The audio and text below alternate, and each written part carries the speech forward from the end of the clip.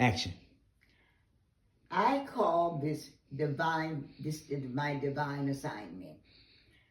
It sounds silly to everybody else, but it is an assignment that I think I'm supposed to be on. Scrolling through Facebook, I happened to see this beautiful young lady, Yvonne, and I don't know how I found her, whether I Googled her or whatnot, but I called and asked her about her project. And I found out that she had such a beautiful project, the Prayer Pillow Ministry. And I'm going to ask her to tell you about how she got involved with Prayer Pillow Ministry, what inspired her to do that, and how we connected. Well, the Prayer Pillow Ministry was started following my diagnosis with breast cancer. And I wanted to be able to give back. And we began taking these pillows back to cancer centers and veterans homes and people on the street and anybody that just needed a kind word, needed a pickup, needed to be nurtured. And we started receiving testimonies and, you know, like I said, it started at my dining room table. And we have now formed a 501c3 nonprofit organization. And we ship and deliver these pillows all over the world. And we love what we do. Our mission is simply to serve. That's what God has placed us here for, to serve.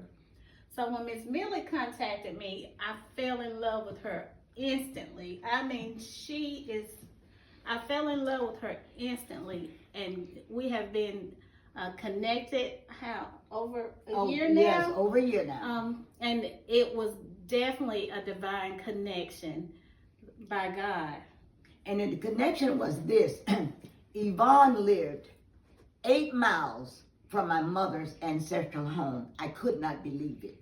That you could walk from where my mother was born, 200-year legacy to where she was. And that's why I know it was a divine connection. And just to think that even from time to time, she is involved, she and her husband, in my mother's home church, which was started by my great-great-grandparents. So this is a divine connection. She connects me back to my past, and now she's made these pillows. We're going to join hands. She brought me all of these pillows, and I'm encouraging people to contact Yvonne and me, and we'll get these pillows to them. And more importantly, we are asking them to please go back and reclaim your own families. Now, I've had these 3 ladies here with me who came over they didn't know what to expect, neither did I, but we've had such a wonderful time sharing, and I questioned them, and they jogged their memories to bring things out and show pictures that they had of their grandparents and so forth. And it really is just organic. It happens very naturally. You don't have to go and put up any particular curriculum to honor your family. You just have to reach back and pull onto your legacy. And that's what I encourage people to do. Go back, because as I said, if we don't do it, let me tell you, nobody else is going to do it. And I mean it when I say that. I am just that adamant about what it is that we must do.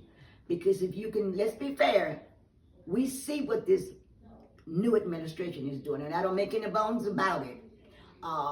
They're trying to really get rid of a lot of our history, and if we don't preserve it, who will? Amen.